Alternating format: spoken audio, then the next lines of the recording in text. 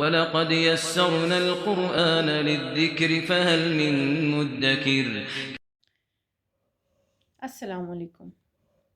آج کی چھوٹی سی بات کے ساتھ حاضر خدمت ہوں۔ ہم لوگ گھر بنا لیتے ہیں، بہت ارمانوں سے بہت بڑے بڑے گھر بنا لیتے ہیں۔ اس گھر میں ایک حصہ ایسا بنا لیتے ہیں جو باقاعدہ اس سوچ اور اس نیت کے ساتھ بناتے ہیں کہ اس کو آنے والی نے بھرنا ہے، سیٹ نہیں کرنا۔ سیٹ کرنا ایک اور چیز ہوتی ہے، بھرنا ہے۔ تو سوچنے کی بات یہ ہے جس پہ ہمیں کافی غور و خوض کرنا پڑے گا کہ ہم اپنے لڑکوں کو کیا سکھا رہے ہیں۔ ہم اپنے لڑکوں کو یہ سکھا رہے ہیں کہ وہ اپنی جس زندگی کا آغاز کرے گا، وہ آغاز ہم اس کو آغاز کے لیے یہ طریقہ بتا رہے ہیں کہ جو لڑکی آئے گی وہ سب تمہاری چیزیں لے کے آئے گی، وہ پردے، وہ قالین، وہ بیڈ، جہاں جو تم لوگوں نے یوز کرنا ہے وہ سب وہ لڑکی لے کے آئے گی۔ کیا اس نظر سے اگر اس بات کو سوچا جائے تو یہ کسی بھی مرد کو معقول لگتی ہے یہ بات؟ ایسے تو مرد کی ہر چیز میں بہت انا ہوتی ہے، پر یہاں پہ ہم اپنے بچوں میں انا پیدا کیوں نہیں کرتے؟ یہاں پہ وہ مردانگی کہاں چلی جاتی ہے کہ میں یہ کروں؟ یہاں پہ ہم اپنے بچوں کو یہ بات کیوں نہیں بتاتے کہ بیٹا یہ کرنا تمہارا فرض ہے؟ اگلا اپنی لڑکی دے دیتا ہے، اپنی برسوں کی پالی ہوئی بیٹی تمہیں دے دیتا ہے، جس پہ اس نے برسوں اتنی محنت کی، اتنے پیار سے اس کو پالا، اور ہم لوگ کہتے ہیں بیٹی بھی دو اور ساتھ سامان بھی دو۔ کیا ہماری وقت، ہم بھی تو لڑکیاں ہیں، ہم بھی تو بیٹیاں ہیں، کیا ہماری وقت اتنی کم ہے؟ کیا ہماری یہ حیثیت ہے کہ اگر ہم جہیز نہیں لے جا سکتے، اگر ہم جہیز نہیں رکھ سکتے، نہیں دے سکتے جہیز، تو کیا ہم بیٹھے رہ جائیں گے صرف ان وجوہات کی وجہ سے کہ اگلے کو ساتھ کیا کیا کچھ چاہیے؟ پہلے تو یہ ارمان تھوڑے سے کم ہوتے تھے، اب تو یہ گاڑی اور موٹر سائیکل اور پتہ نہیں اور کس کس چیز میں بدل چکے ہیں کہ جو آنے والی نے لانا ہے۔ آیا احسان وہ آپ کے گھر آ کے کر رہی ہے، آپ کا گھر سنبھالنے آ رہی ہے، یا احسان آپ اس پہ کر رہے ہیں اس کو لا کے؟ اگر ہم میں سے ہر شخص یہ سوچے کہ یہ میری بیٹی ہے، اور اگر میں اپنی بیٹی کو رخصت کروں تو کیسے کرنا چاہوں، تب ہم اس طرح کے کام نہیں کریں گے، تب اس طرح کی باتیں بھی نہیں کریں گے، اس طرح کی خواہشات کا اظہار بھی اگلے سے نہیں کریں گے۔ کیا ہم اپنی بیٹیوں کے لیے یہ بات سوچتے ہیں؟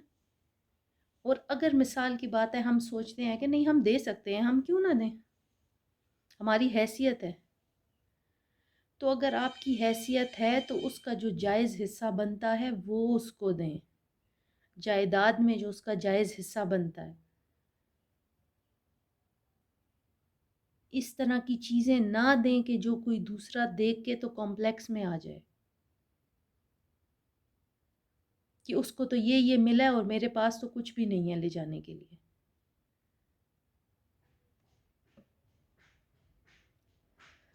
زیادہ تر یہ مسئلے تبھی ہوتے ہیں کہ جب پتہ ہوتا ہے اگلے کو کہ سانس نے نند نے نہیں چھوڑنا، سکون کا سانس لینے نہیں دینا، تو وہ ساس اور نند کون ہے؟ عورتیں ہیں نا، ہم ہیں نا۔ تو آیا ہم اتنے گر جاتے ہیں کہ ہم لڑکی کی لائی ہوئی چیز کا انتظار کریں گے؟ بے شک وہ اپنی خوشی سے لائے، ظاہر ہے اب تو ہمارا ماحول ایسا بن گیا، اب تو خوشی سے ہی آئیں گی یہ چیزیں۔ اب تو ہر کوئی بچی کے پیدا ہوتے ساتھ ہی پہلے اس کی تیاریاں کرنا شروع کر دیتا ہے کہ اس کو جہیز دینا ہے. اب تو یہ ماحول بن گیا، اب تو یہ ٹرینڈ چل گیا ہے. ہم میں سے ہر ایک کو پتہ ہے، بتانے کی ضرورت نہیں ہے کہ نبی کریم صلی اللہ علیہ وسلم نے اپنی بیٹی فاطمہ کی شادی کیسے کی تھی علی رضی اللہ تعالیٰ عنہ کے ساتھ.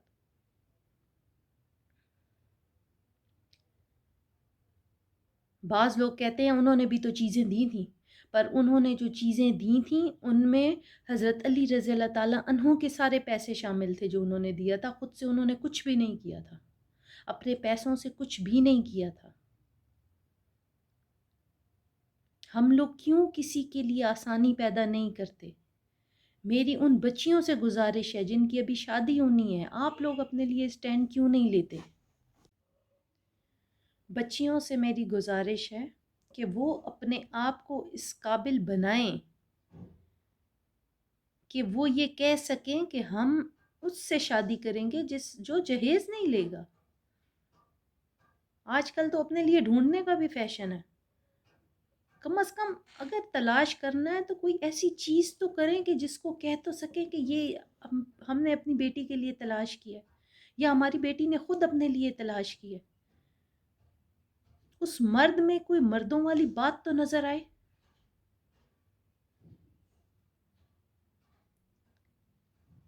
مجھے پتہ ہے یہ باتیں سخت ہیں، پر یہ باتیں حقیقت ہیں. یہ صرف آپ نے نہیں اپلائی کرنی ہے، یہ مجھے بھی اپلائی کرنی ہے اپنے گھر پہ، اپنی فیملی پہ. پر بات یہ ہے کہ ایک بار سوچ کے تو دیکھیں کہ یہ اپلائی ہو سکتا ہے. یہ اتنی بڑی باتیں نہیں ہوتی، صرف اپنے نفس کی خواہشات کو مارنا ہوتا ہے.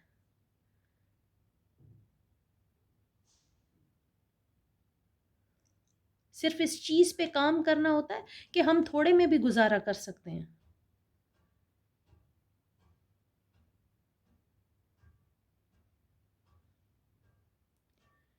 ایسی لڑکی ڈھونڈیں اپنے بچوں کے لیے جس کی سیرت ہو، جس کو قرآن کے بارے میں پتہ ہو، جس کو اسلام کے بارے میں پتہ ہو. کیونکہ عورت سے ہماری نسل جلنی ہے، ان بچیوں سے ہماری نسل جلنی ہے. یہ اس لیے بہت ضروری ہے. اور پھر بات وہیں آ کے رکتی ہے کہ یہ تب تک نہیں ہو سکتا کہ جب تک انسان کو یہ نہ پتہ ہو کہ اللہ تعالیٰ نے زندگی گزارنے کے کون کون سے اور کیسے کیسے طریقے ہمیں بتائے ہیں، سکھائے ہیں، سمجھائے ہیں. ہم تو قرآن کو بس صرف پڑھنے والی چیز سمجھتے ہیں اور پڑھ لیتے ہیں. رمضان میں قرآن پہ قرآن ختم کر لیتے ہیں، باقی سارے سال میں بھی ہو جاتے ہیں، پر سمجھ ہمیں بالکل نہیں آتی کہ اس کے اندر کیا لکھا ہوا. اور ہم یہ سمجھتے ہیں کہ ہمیں سب کچھ پتہ ہے. ہاں ہمیں پتہ ہے کیا کیا لکھا ہوا اور کس بارے میں لکھا ہوا.